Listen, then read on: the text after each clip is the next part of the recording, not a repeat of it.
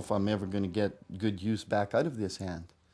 A crushed off injury, in some places here an inch wide, you can't lose that much. There's just too much cell damage. And I was lucky. I got to keep some. I had a great doctor. Brian worked on a pile driver, often configured with a foot on it like this one. Down and up hundreds of times a day for 27 years. For safety, a dog pin would hold it in the up position. Except one time. Just a little wee bit. The thumb moves just a hair, if you can see that. That's what's left now. I was told kiddingly once that, well, though that I can't do anything else, I said, at least I've got the 3 fingers for that 10-pin bowling. I'm thinking, sure, that'd be great if I could pick up that ball. He used to be very active, not just in baseball. Brian was a great pool player, even went to Vegas to play. But he's right-handed, and it's his right hand that is disabled. I can only do just so much physically, because then the blood flows, you get everything flowing, and it gets in there, and then it starts swelling so hard that it starts hurting. Eh? Brian amazingly displays no anger or bitterness. But life now is the TV remote. So many things have changed. When you're working a lot, every day, a lot of hours, you get used to that. It's a routine. When you break that routine, you get a little depressed for losing that. Well, I weighed 155 and I went up to 190. You're never trying to lay on your hand. You're sleeping, your hand's always up. It's hard to get comfortable a lot of times. Just trying to clean up after you go to the bathroom is very tough. Learning to shave, get dressed. Try and get dressed with one hand. Try brushing your teeth with your left hand.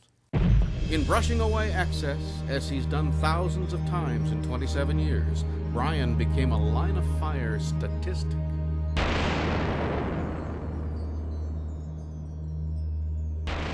Well, with that swipe, and at that particular time, and that bucket coming down, and guys say, well, it can't happen. What's the odds? Here's the odds. No hand. Brian, thank you for that. In so many ways, this is about the odds. We know that for every incident in which someone's killed or seriously hurt, there'll be 10 incidents where injuries are minor and only first aid's required, and 30 where people escape injury but equipment or property is damaged. There'll also be 600 close calls, near misses, if you will. All of this stuff is brought about by the use of 25,000 risky behaviors. That could be taking a shortcut over top of the pile instead of the safe route around, or bending at the waist instead of the knees to pick something up. If we could get people to stop using these risky behaviors, we'd get rid of all this painful stuff those behaviors cause. And one important tool to achieve that is BBS. What does it stand for?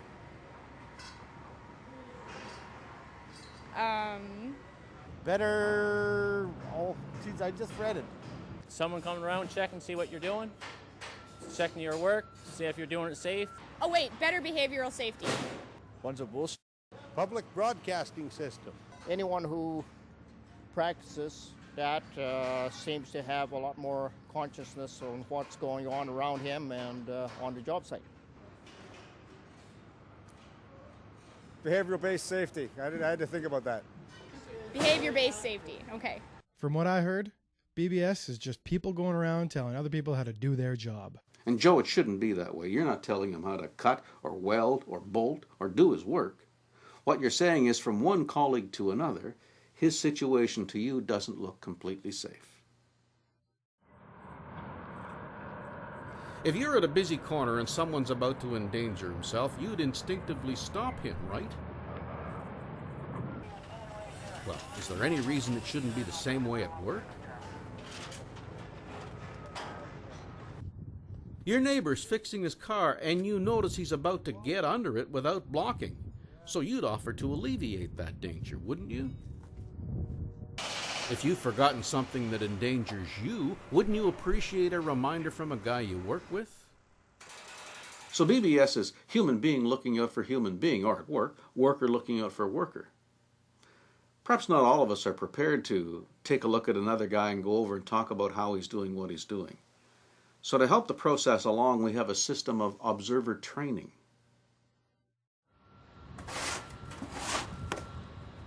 First of all, observers are craft. They have volunteered to be observers, they've taken training, and they're assigned a specific number of hours per week to do observations.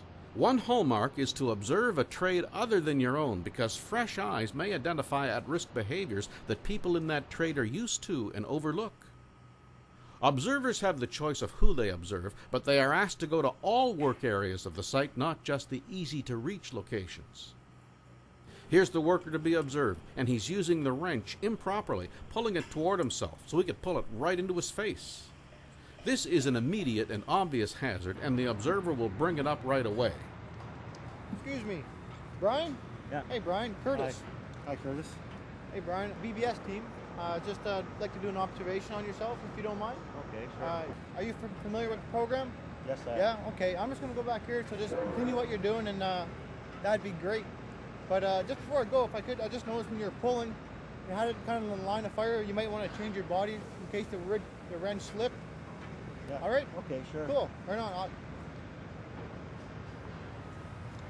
Most of the time, the observer will identify himself in advance. However, some situations don't lend themselves to advance notice. Often, an observer will see 3 or 4 people working together.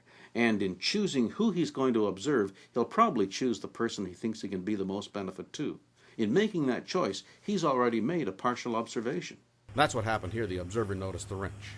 Every observer is trained to come to you and share the observation results with you. In this case, the observer notices the worker kneeling on the steel grate, which could cause knee problems over time. Hey, Brian.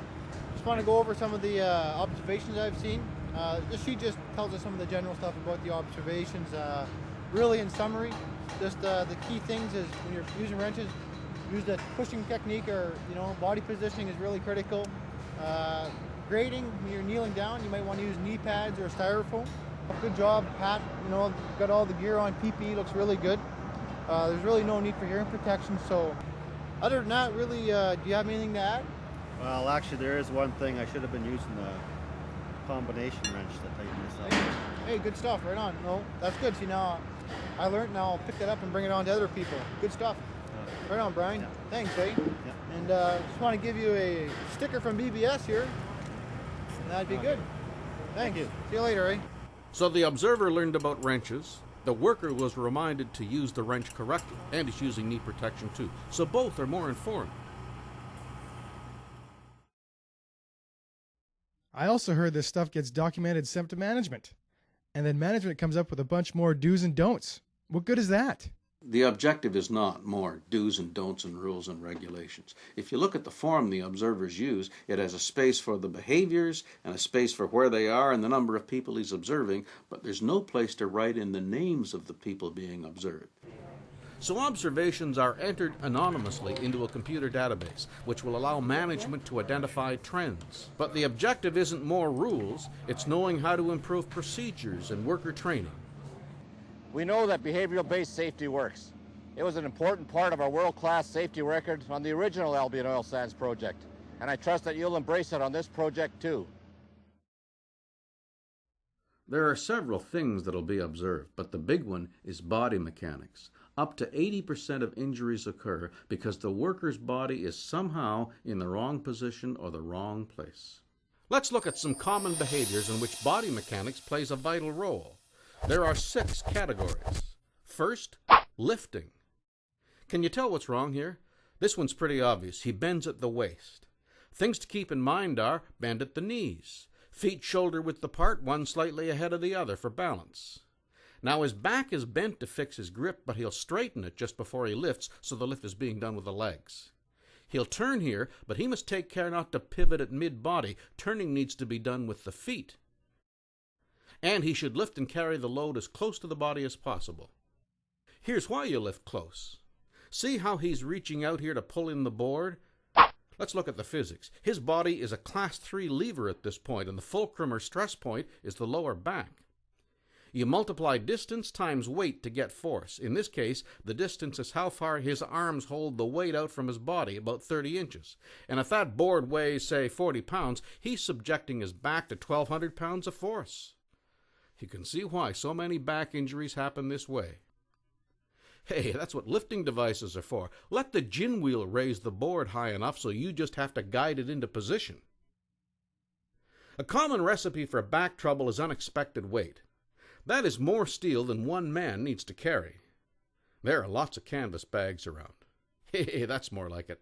Now the bag can be lifted safely.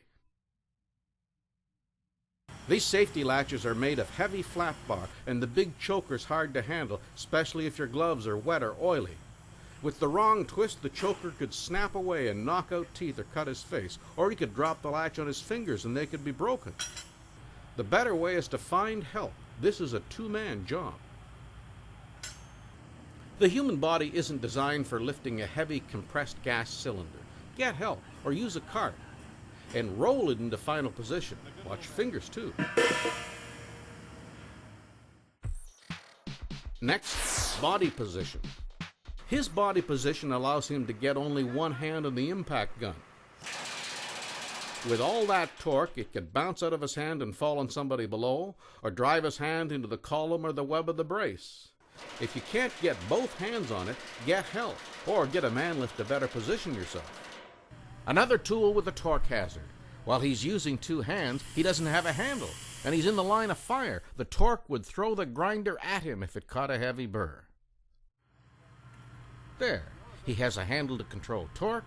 He's positioned his body out of the line of fire, but monogoggles are required with the face shield when grinding. Oh, it's tempting, but overreaching puts him in a poor position. He'd fall if the wrench slips off the nut. And it really isn't much work to move the ladder. Now, pinch points. Which way is the bobcat going to go next? You could go right if you think it'll go left, or you could go left if it turns right. The odds? Play it safe. On either side, you risk being crushed between the bobcat and the fixed objects. Go to the outside. The rule of thumb is never place yourself between a moving load and a fixed object.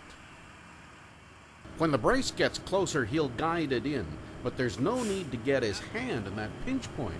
Here he uses his body and hand, but he's not risking himself. The crane can get it close, no need to risk your fingers, and the pin bar can line it up. A man lifting tight with a structure means potential pinch points. This basket is equipped with an inner rail specifically to protect hands, but the handrail is not the place to tie off. He should find a suitable anchorage point. As you approach any task, visualize the whole task and how you'll do it safely.